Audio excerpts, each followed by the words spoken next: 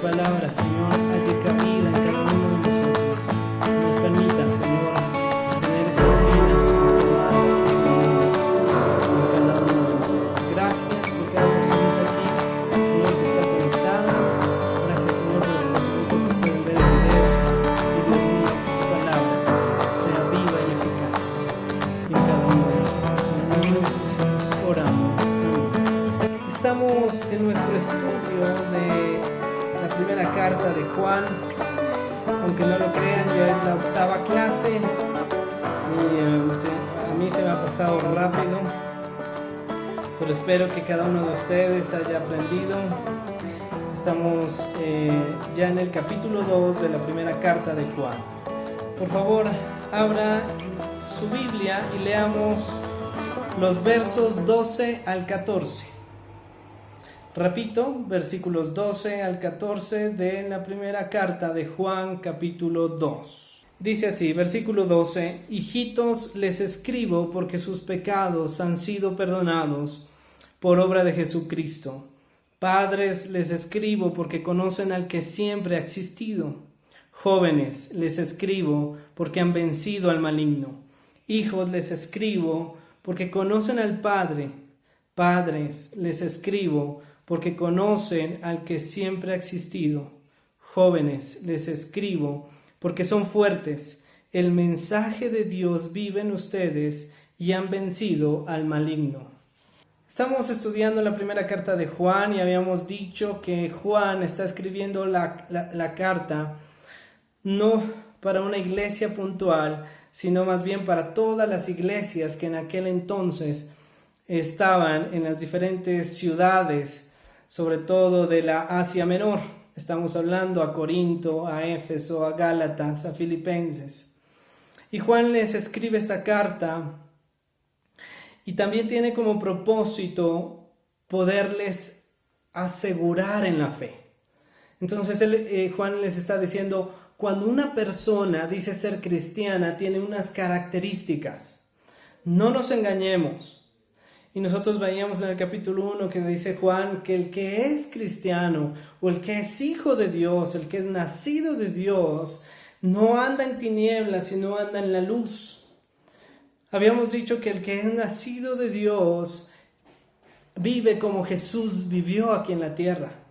El que es nacido de Dios obedece los mandamientos. El que es nacido de Dios ama a su prójimo como a sí mismo. Juan estaba hablando de diferentes características y también el propósito de Juan de tocar este punto era clarificar la doctrina del verdadero cristianismo, ya que habían entrado unas falsas doctrinas debido a que estaban enseñando una doctrina gnóstica donde hablaban de que Jesús no vino en carne, que no era necesario entonces creer en Cristo para ser salvo. Estaban hablando acerca de que la persona que sigue a Dios y que ha creído en Dios era salvo y no tenía nada más que hacer y que su vida podría haber seguido en pecado y de la manera en que ellos querían.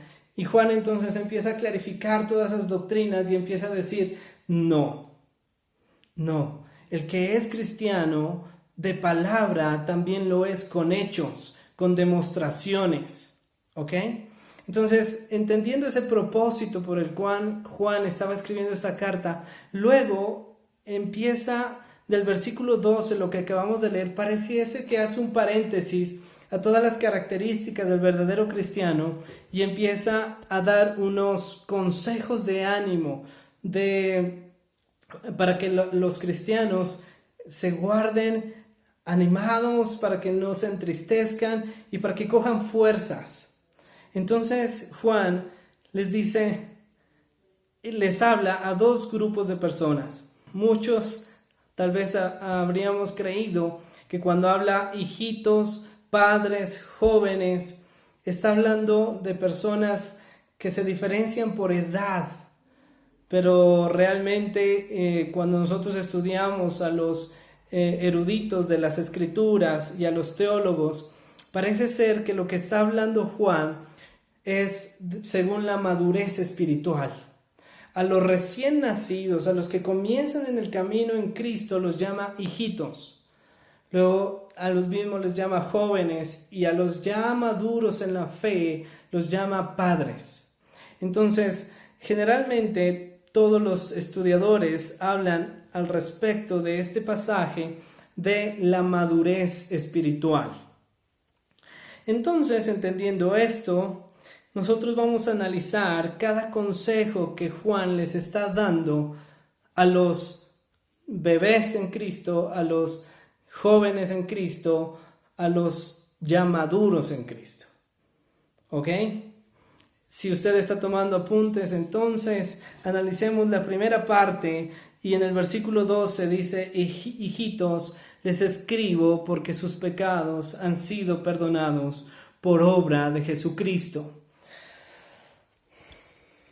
Juan va a empezar a tocar unos temas fundamentales para la fe cristiana.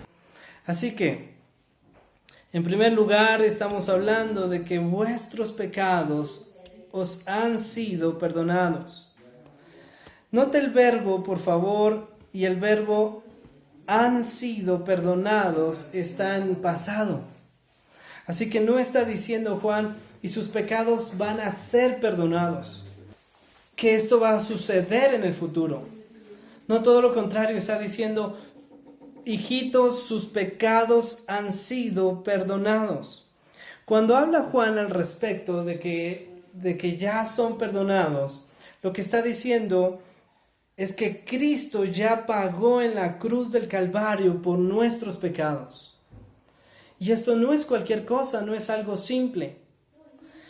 Cristo murió en la cruz y perdonó nuestros pecados pasados, pero también perdonó nuestros pecados presentes y también perdonó los pecados que hemos de cometer en el futuro.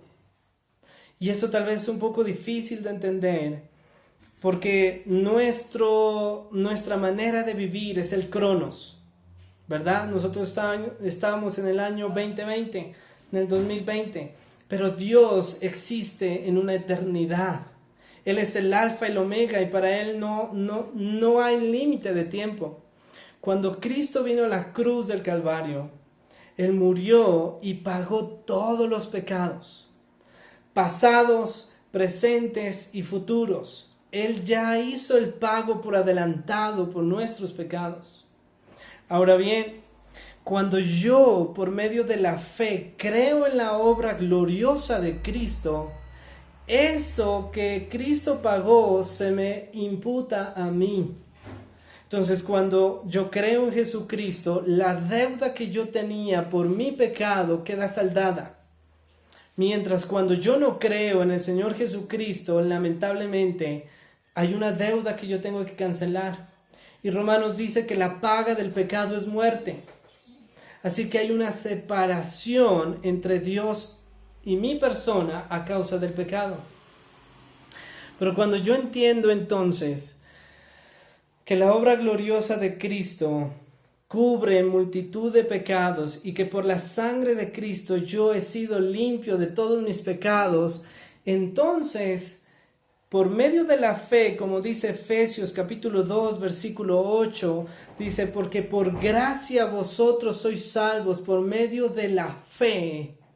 Y esto no es un don de ustedes, no es algo que es debido a sus logros, sino por gracia, para que nadie se gloríe, para que nadie diga: es que yo soy bueno y por eso Dios me perdonó mis pecados, sino que por la misericordia, por la gracia de Dios, Él ha derramado su sangre sobre mi vida y todos mis pecados han sido borrados. ¿Sí me hago entender? Muy bien. Entonces, no es una doctrina simple creer en que la sangre de Cristo me ha cubierto de mis pecados. Cuando nosotros estudiábamos hace unas semanas atrás la primera carta de Juan, capítulo 1, versículo 9, que dice que si confesamos nuestros pecados, el Señor es fiel y justo para perdonarnos y limpiarnos de toda maldad. Entonces, no es una obra que yo hago, no es algo que es mérito propio, sino que Cristo ya pagó nuestros pecados. ¿Me hago entender? Ahora bien, ¿ustedes han escuchado alguna vez del pecado que no se puede perdonar? ¿Alguna vez han escuchado que hay un pecado que es imperdonable? Y se habla de la ofensa del Espíritu Santo. Que la ofensa al Espíritu Santo no se puede perdonar. Y entonces, ¿cómo es esto? Por favor, explíqueme. ¿Y será que yo he cometido ese pecado? Y si yo cometí ese pecado, entonces me voy a ir al infierno. Bueno, querido hermano, si usted ha creído en el Señor Jesucristo con todo su corazón y ha creído que la sangre de Cristo le limpia de todo pecado, usted no ha cometido ese pecado de la ofensa al Espíritu Santo. ¿Por qué? Porque cuando habla las Escrituras de que ese pecado es imposible ser perdonado, lo dice porque es el Espíritu Santo quien le convence a usted de que la muerte de Cristo en la cruz es suficiente para el perdón de sus pecados. Entonces, si yo creo en el Señor Jesucristo, es porque yo he recibido la revelación del Espíritu Santo en mi vida, lo cual me ha llevado a buscar el perdón de Dios a través de la obra de Cristo en la cruz. ¿Me hago entender? Entonces, ¿por qué una persona no se le puede perdonar el pecado de la ofensa del Espíritu Santo? Porque esa persona que rechaza al Espíritu Santo nunca puede acercarse a recibir la gracia que Cristo derramó en la cruz y ser limpio de sus pecados. ¿Sí me hago entender? Entonces esas personas no pueden recibir la salvación porque no creen en la obra gloriosa de Cristo. Pero todo aquel que se acerca a Cristo es evidencia de que el Espíritu Santo le ha reconfortado, le ha renovado su manera de pensar y ha llegado delante de Cristo con una actitud de humildad, reconociendo que es un pecador. Así que Juan les dice: hijitos, les escribo porque sus pecados han sido perdonados por obra de Jesucristo. No es cualquier cosa. Juan está empezando a dar unas doctrinas fundamentales del cristianismo. Versículo 13. Les recuerdo, primera carta de Juan, capítulo 2, versículo 13. Dice así: Padres, les escribo porque conocen al que siempre ha existido. Repito esto: Padres, les escribo porque conocen al que siempre ha existido. Y aquí está refiriéndose Juan, una vez más, como ya lo habíamos tocado, tanto en el primer capítulo de la carta de Juan, y como también si están siguiendo los martes, estamos estudiando el Evangelio de Juan, hemos hablado de la preexistencia de Dios. Y aquí Juan otra vez toca este tema y dice: les escribo a ustedes, padres, porque conocen al que siempre ha existido. Vaya conmigo, por favor, al Salmo capítulo 90, versículo 2.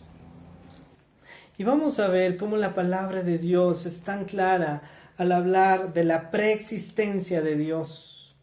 Que Dios nunca ha sido creado, que Él existe desde la eternidad.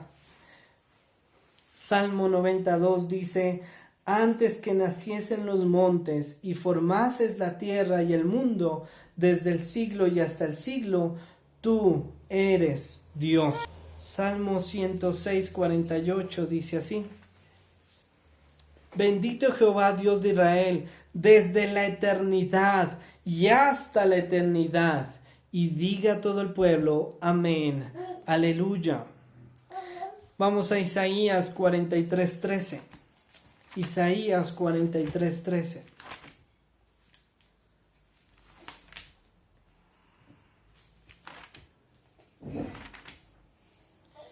Dice así: aún antes que hubiera día, yo era, y no hay quien de mi mano libre lo que hago yo. ¿Quién lo estorbará? Así dice Jehová. Entonces, nosotros vemos en un montón de pasajes de la Biblia cómo la preexistencia de Dios es, desde la eternidad hasta la eternidad. Ahora, cuando yo creo en un Dios que es eterno, a un Dios que todo lo conoce, como les acabo de mencionar, que no está guiado por el tiempo cronos, donde tomamos los días, los minutos, las horas, de donde sale la palabra cronómetro, sino que Dios vive en un tiempo que se llama kairos, que lamentablemente en nuestra mente física, en este cuerpo temporal que vivimos, se nos hace difícil entender lo que es el kairos. Pero el kairos es lo eterno, desde siempre, que Él ha sido y será. Cuando hablamos de ese tiempo kairos, nosotros podemos entender a un Dios que todo lo conoce, a un Dios que nada se le sale de las manos, a un Dios que no puede sufrir accidentes. Por ejemplo, ¿será que a Dios se le pasó por alto que Adán iba a pecar? ¿Será que cuando Adán pecó, Dios dijo, Adán pecó y ahora qué voy a hacer? Él ya sabía, ¿verdad? Nada de lo que usted haga o deje de hacer le impresiona a Dios, porque Dios lo conoce todo. Él conoce sus pensamientos, Él conoce sus intenciones de su corazón. Así que, querido hermano, cuando yo entiendo que un Dios que todo lo conoce, que todo lo sabe, que nada se le sale de las manos, yo también puedo creer en que sus promesas no cambian. Y que si Dios ha dicho que Él nos va a guardar, que si Dios ha dicho que Él nos va a bendecir, que si Dios ha dicho que Él va a proveer, que si Dios ha dicho que Él es nuestro sanador, eso lo va a cumplir. ¿Sí me hago entender? No enseñándoles aquí un mensaje de la prosperidad. No quiero que usted se confunda en el día de hoy, pero que si las Escrituras me dicen que Dios será quien me protege, y en el Salmo 91 dice, el que habita el abrigo del Altísimo morará bajo la sombra del Omnipotente. Diré yo a Jehová, esperanza mía, castillo mío, mi Dios, ¿en quién confiaré? Entonces, si yo creo en su palabra y la pongo en mi corazón, yo no tengo dudas de que Dios va a cumplir su palabra, debido a que Él no cambia. La palabra de Dios dice, no es hombre para mentir, ni hijo de hombre para arrepentirse. Así que lo que Dios ha prometido, Él lo cumplirá. Cuando yo creo en un Dios preexistente, en un Dios que todo lo conoce, en un Dios que todo lo sabe, también creo en un Dios que no cambia. Que no es que hoy dice una cosa y mañana otra. No, Él ha prometido y Él lo cumplirá. Sigamos leyendo, por favor, en nuestra primera carta de Juan. Y dice en el mismo versículo 13, la parte B dice, jóvenes, les escribo porque han vencido al maligno. Jóvenes, les escribo porque han vencido al maligno. Y esto mismo lo vemos más adelante en el versículo 14, parte B también, de la primera carta de Juan, capítulo 2. Dice, jóvenes, les escribo porque son fuertes. El mensaje de Dios vive en ustedes y ya han vencido al maligno. Juan lo repite 2 veces. Cuando nosotros hablamos también de que Él ha vencido o que hemos vencido al maligno, también quiero que tomen en cuenta el tiempo del verbo. Estamos hablando del tiempo pasado. ¿Sí? Ya hemos vencido al maligno. ¿Y cómo es esto que hemos vencido al maligno? Recuerden que cuando nosotros hablábamos de que el verdadero cristiano, cuando Juan está hablando en el capítulo 1, dice, tiene comunión. El verdadero cristiano tiene comunión con Dios y con el Hijo, ¿verdad? Y cuando hablábamos de esta comunión, estábamos hablando de una palabra que se llama koinonía. Y que esta palabra koinonía es vida compartida. Que realmente Cristo está en mí y yo estoy en Él. Y cuando esto sucede, entonces las victorias de Cristo son mías. Y cuando yo leo la palabra de Dios, entendiendo lo que es la palabra koinonía, qué hermoso se me hace el capítulo 15, cuando él dice, yo soy la vid y vosotros los pámpanos, el que permanece en mí y yo en él, este lleva mucho fruto, se me hace fácil de entender. Cuando yo leo, todo lo puedo en Cristo que me fortalece, esa palabra en Cristo se me hace muy importante. Entonces, si yo voy a la primera carta de Juan, donde estamos estudiando, capítulo 3 y versículo 8, vamos a ver lo que dice. Primera carta de Juan, capítulo 3, versículo 8, dice, el que sigue pecando es del diablo, pues el diablo siempre ha pecado. Por eso el Hijo de Dios, o sea, Cristo, vino para destruir las obras que hace el diablo. Repito eso.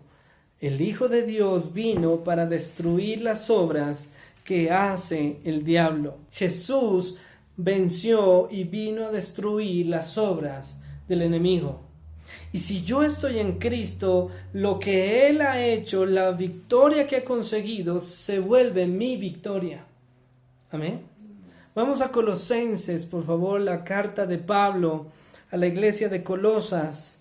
Colosenses capítulo 2, versículo 15. Hablando de Cristo, dice, Él venció a todos los poderes y fuerzas espirituales a través de la cruz, desarmándolos y obligándolos a desfilar derrotados ante el mundo. Así que Cristo en la cruz venció por ti y por mí. Y si yo estoy en Cristo, yo soy más que vencedor. Estamos. Entonces estamos aquí viendo cómo Cristo venció en la cruz. Él derrotó a Satanás. Ahora bien, ¿por qué entonces Satanás sigue atacando nuestras vidas? ¿Por qué Satanás todavía nos tienta y muchas veces nos hace caer? Porque nosotros vemos que en las Escrituras que Satanás sigue tentando. Y nosotros vemos en nuestra propia vida que somos tentados, ¿verdad? Satanás no ha dejado de existir. Aunque Cristo lo derrotó, es un enemigo que nosotros tenemos, que tiene poder, pero es un enemigo derrotado. Si usted y yo no estamos en Cristo, nosotros somos una carnada fácil. Si usted y yo no estamos en Cristo, somos unos adversarios débiles para Satanás. Pero si yo estoy en Cristo, las fuerzas de Cristo, la autoridad de Cristo, el poder de Cristo, su santidad me llevará a vencer a Satanás. Hay algunos predicadores que hablan acerca de que el hombre tiene 3 enemigos, pero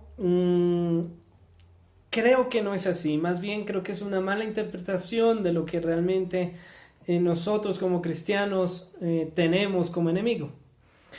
Les voy a dar, son 3 los que mencionan ellos, y es Satanás, el mundo y la carne. Y dice que nosotros luchamos contra esos 3 enemigos, pero más bien yo pienso que nuestro enemigo es uno solo, y es Satanás, que utiliza como medio de tentación el mundo. ¿Sí me va a entender? Que él utiliza los sistemas de este mundo para tentarnos. Satanás es el enemigo que ha utilizado la droga, que ha utilizado la música, que ha utilizado el sexo desordenado, que ha utilizado aún cosas que parecen ser buenas, que lamentablemente van en contra de Dios, como el sistema educativo que estamos llevando. El sistema educativo, si usted se da cuenta, desde la escuela, el colegio, la universidad, es un sistema ateo, que han querido sacar a Dios del cronograma o del planteamiento educativo para los niños. Y entonces se enseña cosas locas, como la teoría del Big Bang, como la teoría de la evolución, Y son teorías, no son ciencia. Son teorías. Y los niños han recibido por más de 15 años en un sistema educativo ateísta que cuando nosotros le hablamos de Dios, Satanás ha utilizado el sistema de este mundo para alejar al hombre de Dios. En tercer lugar, la carne. Y serían nuestra propia carne, nuestras propias debilidades. Realmente no es nuestro enemigo, sino que yo lo llamaría nuestro talón de Aquiles, nuestra debilidad. Entonces, Satanás, que es nuestro enemigo, conoce nuestras falencias, conoce nuestras debilidades y empieza a atacar por medio de esas debilidades para hacernos pecar y caer en tentación. No son tres enemigos, son uno solo, que es Satanás. Utiliza el mundo como medio de tentación y se aprovecha de nuestras debilidades para hacernos caer. ¿Estamos? Ahora bien, Juan les dice, les escribo a ustedes, jóvenes, porque son fuertes y han vencido al mundo. Vuelvo y repito, no es que yo haya vencido, sino que Cristo, por su victoria, por la cruz del Calvario, yo puedo unirme a Él y su victoria sería mi victoria. ¿Estamos? Vaya conmigo, por favor, Evangelio de Juan, capítulo 16, versículo 33. Yo les dije esto para que encuentren paz en mí. En el mundo ustedes tendrán que sufrir, pero sean valientes. Yo he vencido al mundo. Juan les dice, yo sé que ustedes tendrán aflicción en el mundo. Yo sé que en este mundo ustedes van a ser perseguidos. Yo sé que en este mundo ustedes van a ser juzgados. Yo sé que en este mundo ustedes van a tener muchas tentaciones. Pero, tranquilos, yo he vencido al mundo. Así que el mundo no puede ser mayor que el poder del Eterno, del Dios poderoso, creador de todo lo que existe.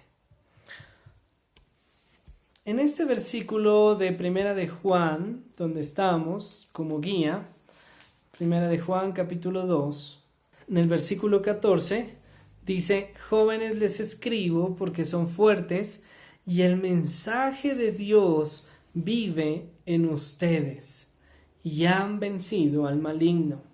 Esa palabra de que y el mensaje de Dios vive en ustedes es fundamental, es 100% fundamental, debido a que si algo bueno yo puedo hacer para tener fuerzas y resistir la tentación que Satanás hace a través del sistema de este mundo, es conocer su palabra.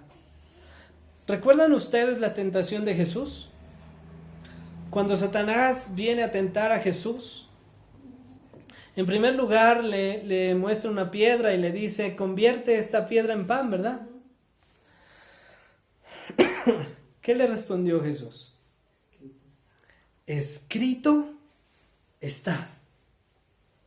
Y ahí viene la palabra. No solo de pan vivirá el hombre. ¿Verdad?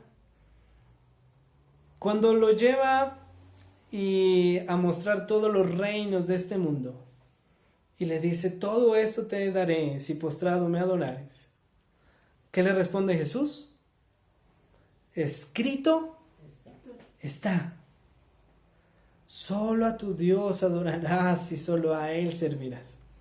Pero entonces, la palabra clave es escrito está. Le dice, lo lleva a un monte muy alto y le dice, tírate, porque escrito está, dice Satanás. Es astuto. Y utilizó la propia palabra para ver si convencía a Jesús. Porque escrito está que Dios mandará a sus ángeles para que tu pie no tropiece en piedra. ¿Qué dijiste ya? Caí. Jesús dijo, sí, eso está escrito, pero también está escrito, no tentarás a tu Dios. No. Entonces, ¿usted se imagina si Jesús no sabía la palabra? Y él hubiera dicho, verano. Bueno, esta es la idea. Dice, por ahí dice, no sé, no, escrito está y tenía convicción. Si yo quiero estar fuerte en la hora de la tentación, yo debo estudiar y meditar las escrituras. Yo debo meditar en ellas, yo debo conocerlas, yo debo guardarlas, yo debo obedecerlas principalmente, pero también debo memorizarlas. Porque Satanás va a venir en el momento que menos pienses y va a querer hacerte caer. Vuelvo y repito, Satanás ya está vencido, pero es como un mal perdedor que no quiere dejar de pelear y está dando patadas de ahogado y quiere arrastrar al infierno a todo aquel que pueda él engañar. No te dejes engañar. Tú tienes que tener convicción y decir, escrito está. Pero si tú no conoces el mensaje de Dios, si tú no conoces las escrituras, vas a ser una víctima en la astucia y las garras de Satanás. Hemos vencido al mundo y al maligno por medio de su sangre y su palabra. Repito esto, hemos vencido al maligno por medio de la sangre de Cristo y su palabra. Muy bien, leamos por favor el siguiente versículo, nuestro tema guía, que sería Primera de Juan, capítulo 2, y vamos a la siguiente expresión, y dice, hijitos, les escribo porque conocen al Padre, versículo 14, ¿no? Hijos, les escribo porque conocen al Padre. Conocer al Padre no es tampoco algo simple. Conocer al Padre no es algo que pasa desapercibido. Juan les está diciendo, mire, yo ya les he hablado de las características de un verdadero cristiano. Ahora yo quiero que ustedes recuerden quiénes son ustedes.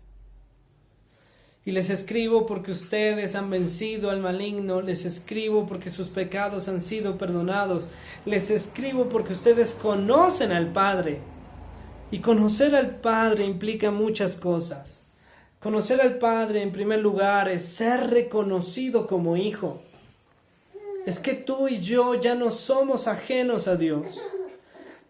Y algo más grande todavía aún, es que tú y yo ya no somos enemigos de Dios. Y esto creo que ya lo habíamos hablado en alguna clase anterior. ¿Cómo así que enemigos? ¿Yo cuándo fui enemigo de Dios? ¿Sí? Romanos capítulo 8, versículo 15. Dice así. Romanos 8, 15. El espíritu que ustedes han recibido ahora no los convierte en esclavos llenos de temor. Al contrario, el espíritu que han recibido los hace hijos. Por el espíritu podemos gritar. En sus versiones dice Abba Padre. Aquí dice querido Padre. El Espíritu mismo le habla a nuestro espíritu y le asegura que somos hijos de Dios. Por ser hijos de Dios recibiremos las bendiciones que Dios tiene para su pueblo. Dios nos dará todo lo que le ha dado a Cristo, pero también tenemos que sufrir con Él para compartir su gloria. Entonces, el ser hijos de Dios va mucho más allá que una simple frasecita. Es el hecho de que pasamos de ser ajenos a ser cercanos a Dios.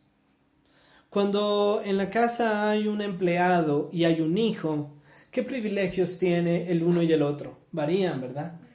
El hijo puede entrar a la cocina, abrir la nevera y comer lo que quiera cuando quiera, porque es el hijo. Pero ¿será que un empleado o un esclavo de aquel entonces, cuando habían esclavos, podía hacer eso? No. Nosotros hemos pasado de ser ajenos a Dios y hemos venido a ser hijos de Dios. pasamos de ser condenados, porque en el momento en el que somos ajenos de Dios, nosotros también estamos llenos de pecado, nada nos ha limpiado de nuestro pecado y esa carga de pecado nos lleva a la condenación. Entonces pasamos de ser condenados a ser libres. Ya no tenemos deudas. Pasamos de ser bastardos a ser hijos legítimos. Pasamos de ser hijos de Satanás a ser hijos de Dios. Ya lo recuerdan cuando nosotros vimos en el Evangelio, cuando Jesús les llama a los fariseos que son hijos del diablo, porque ellos hacían las cosas que el diablo ha hecho desde siempre. El diablo ha sido mentiroso desde el principio y ustedes me quieren matar. Les dice Jesús, ustedes son hijos de su padre el diablo. Todo aquel que no ha sido nacido de nuevo, que no ha nacido de lo alto, lamentablemente está condenado a una eternidad sin Dios y está condenado a vivir separado de Dios en un estado de muerte eterna. Hemos pasado de ser hijos de la ira a ser redimidos. Conocer al Padre es algo maravilloso. Pablo dice, si en algo me he de enorgullecer, si algo tengo de qué gloriarme, es de conocer a Cristo y a Cristo glorificado. Nada más. Entonces, conocer al Padre es algo muy importante. Cuando conocemos al Padre, nos enamoramos de Él. Esto ya lo hablamos también en una clase. Es imposible que alguien tenga un encuentro con Dios, el Dios real, el Dios de las Escrituras, y que no se enamore de Él. Y que diga, ay, sí, yo soy cristiano, pero así como de lejitos.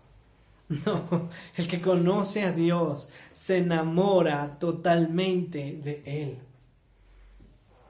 Y ese amor lo lleva a obedecer su palabra. Y ese amor que tiene por Dios lo coloca en primer lugar en su corazón. Y cuando lo coloca en primer lugar, esta persona empieza a vivir para la gloria de Dios y no para su propio ego y el yo. Ya no empieza a vivir para sus propios deseos, para sus propios propósitos, sin importarle nada de lo que pueda hacer en este mundo y a quien tenga que llevarse por delante. No. Cuando alguien conoce a Dios, tiene a Cristo en primer lugar y entonces sus prioridades cambian. No quiere decir que entonces va a dejar de tener propósitos, metas, sueños en esta tierra. Sí los va a tener. Es más, Dios quiere que lo tengamos. Digamos, una persona que es un doctor, un ingeniero, un abogado, antes de Cristo tenía sueños, metas, planes, proyectos. Y cuando conoce a Cristo, entonces ya no me importa nada y ahora ya no hago nada. No. Dios quiere que sí lo haga. Sí lo haga, pero que su corazón no ame más esas cosas que a Dios. ¿Sí me hago entender? Que Dios sea en primer lugar y que las demás cosas las ponga en un segundo, tercer plano. Y eso no es ser mediocre, no. Todo lo contrario. A Dios le gusta la excelencia. Y si tú tienes un proyecto, sigue trabajando en ese proyecto y sé excelente en ese proyecto. Qué bueno sería tener abogados, tener médicos, tener profesionales, tener personas que venden en sus locales, que tienen contacto con otra gente y que por medio de su profesión, por medio de su labor, por medio de su trabajo, por medio de lo que hagan, así sea lo más sencillo, puedan glorificar a Dios y mostrar a Cristo a los demás.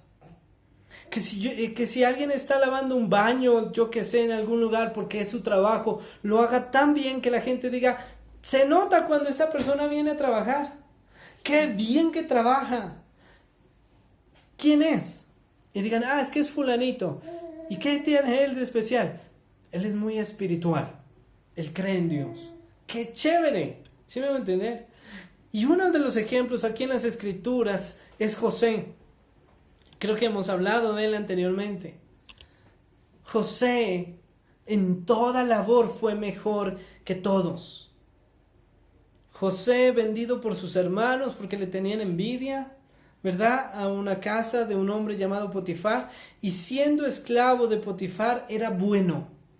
Todo lo que hacía, decía, vamos a sembrar papitas. Eso daba papas, pero full. Vamos a poner unas vaquitas ahí, compremos, jefe, unas vaquitas. Y eso le daba plata a su jefe. Todo lo que José emprendía era prosperado porque Dios estaba con él. Pero José no inclinó su corazón a esas cosas. Él lo hacía y lo hacía bien. Y creo que este tema fue el que tratamos, cuando la mujer de Potifar se le presentó para tentarlo y él se negó y dijo que no iba a caer en la tentación. Esta mujer en su orgullo lo acusó de violación. Y ahí estaba Potifar, ¿y a quién le creo? Le creo a mi empleado, y ni siquiera era empleado, era un esclavo, lo había comprado como esclavo. ¿Le creo al esclavo o le creo a mi esposa? Claro, le creo a mi esposa, así que al esclavo lo mandó a la cárcel. Y estando en la cárcel de prisionero, fue el mejor prisionero. Tan bueno era José de prisionero, que el carcelero le encargaba las llaves de la prisión. Y no se salía. ¿A quién se le ocurre, verdad? El prisionero tenía las llaves de la prisión y administraba la prisión, y aún todas las cosas de la prisión prosperaban porque Dios estaba con José. Amén. Entonces, hasta llegar a ser el segundo en mando en Egipto.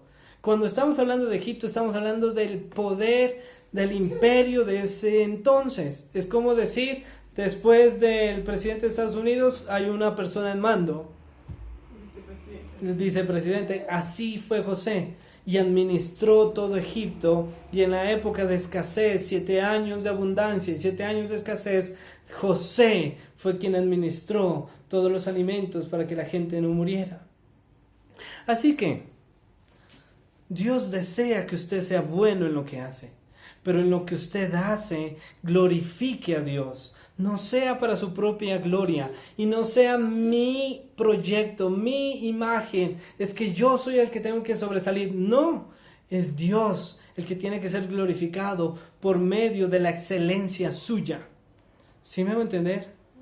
Cuando conocemos a Dios, mi corazón no se inclina a las cosas temporales y efímeras de este mundo. Hoy tenemos, mañana no sabemos si vamos a tener. Hoy tal vez tenemos cosas, negocios, posesiones. El día de mañana no sabemos. ¿Por qué inclinar mi corazón a cosas que se van a dañar, me las pueden robar, se va a destruir? Yo hoy, estamos con vida hoy, el día de mañana no sabemos. Nos vamos a ir. ¿Acaso nos vamos a llevar las casas, los carros, las haciendas, los terrenos? No. ¿Por qué inclinar a esas cosas pasajeras? Miren lo que Jesús enseñó en Mateo capítulo 6, versículo 33. Mateo capítulo 6, el Evangelio de Mateo, capítulo 6. Saben, leamos el verso 19 al 21 primero. Mateo 6, 19 al 21 dice así: No guarden tesoros para ustedes aquí en la tierra, donde la polilla y el óxido los dañarán, y donde los ladrones entran a robárselos. Versículo 20. Más bien guarden tesoros para ustedes en el cielo, donde ni la polilla ni el óxido los dañarán, y donde los ladrones no pueden entrar a robárselos. Pues donde esté tu tesoro, allí estará tu corazón. Repito ese versículo 21. Pues donde esté tu tesoro, allí estará tu corazón. Si tu prioridad en tu corazón es una persona, si tu prioridad en tu corazón es una cosa, si tu prioridad en tu corazón es una profesión, un título, algo, Allí donde está tu prioridad, allí está inclinado tu corazón. Jesús dice, no inclines tu corazón a las cosas temporales, pasajeras, que se quedan, que se destruyen, que pueden ser robadas. Haz tesoros en los cielos, donde allá lo tienes seguro. Cuando yo entiendo que este tiempo en la tierra es temporal y pasajero, yo no estoy comprando aquí para hacerme rico aquí. Es como, aquí tenemos algunas personitas que son de otro país. Es como que si ustedes saben que van a volver a su país algún día, pero viven aquí por un tiempo, y aquí trabajan, y aquí se esmeran. ¿Será sensato, sabiendo que yo voy a regresar a mi país, empezar a comprar aquí tierras, animales, casas, negocios, y empezar a invertir aquí, cuando ustedes saben que algún día van a ir allá? ¿Sí me van a entender? Sería insensato.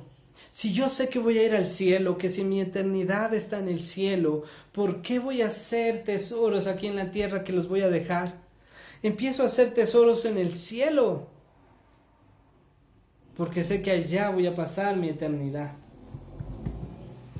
Y luego en el versículo 33 y 34, Jesús enseña en el libro de Mateo capítulo 6, y dice, así que primero busquen el reino de Dios y su justicia, y Dios les dará todo lo que necesitan. No se preocupen por el día de mañana, porque el mañana traerá sus propias preocupaciones. Cada día tiene ya sus propios problemas. ¿Por qué nos afanamos? ¿Por qué nos angustiamos? Busquemos primeramente el reino de Dios y su justicia. Y Reina Valera dice, y las demás cosas vendrán por añadidura. Pero lamentablemente yo inclino mi corazón a las añadiduras y me olvido del reino de Dios. Dios dice, busca primero las cosas de Dios. Busca primero tener comunión con Dios. Las demás cosas vendrán por añadidura. Muy bien.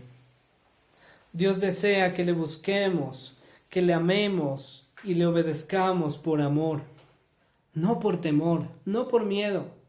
Muchos obedecen a Dios, muchos evitan pecar, no por amor a Dios, sino por temor al castigo, por temor a las consecuencias que me han de venir. Pero Dios dice, ámame primero y obedéceme por el amor que tú tienes en tu corazón hacia mí. Dios desea que realmente tengamos una comunión con Él. Quiero terminar leyendo en Isaías capítulo 35 algo muy bonito de las promesas de Dios. Desde el versículo 3. Y dice, fortalezcan las manos cansadas y afirmen las rodillas de los débiles. Díganles a los temerosos, sean fuertes, no teman.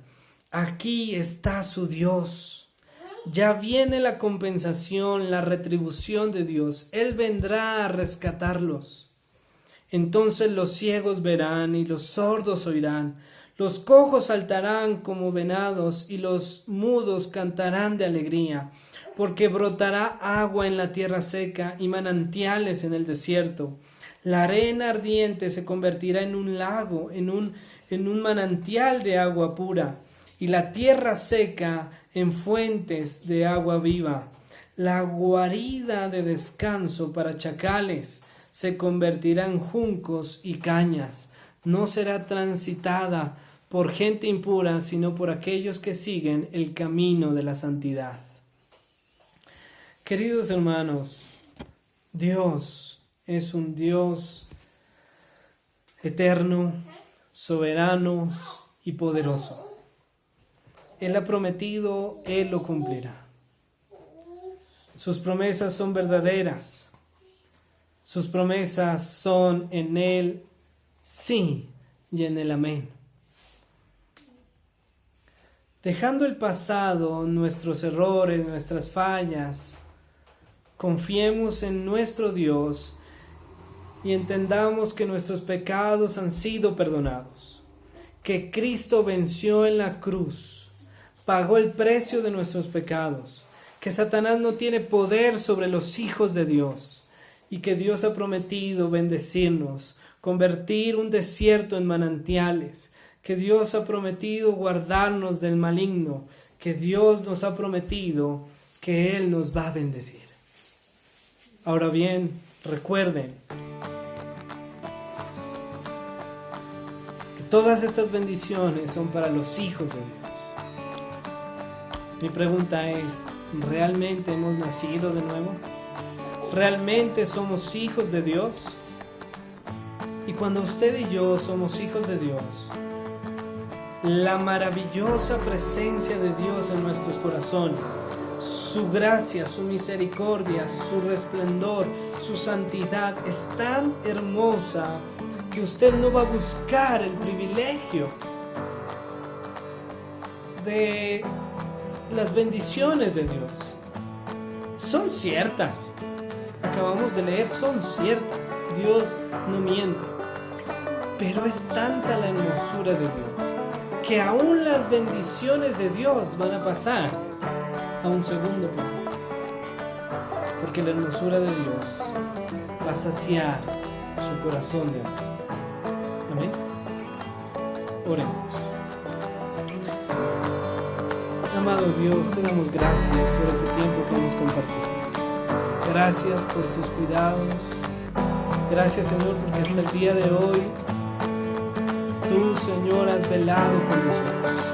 Dios mío, yo te pido que tengas misericordia de esta tierra, que perdones nuestros pecados, que nos limpies de toda maldad. Señor, ayúdanos a entender que tú eres un Dios soberano, y que todo lo que haces es perfecto, y que aún los juicios son perfectos. Que si viene, Señor, calamidad a nuestras vidas, Señor, es porque tú lo viste necesario.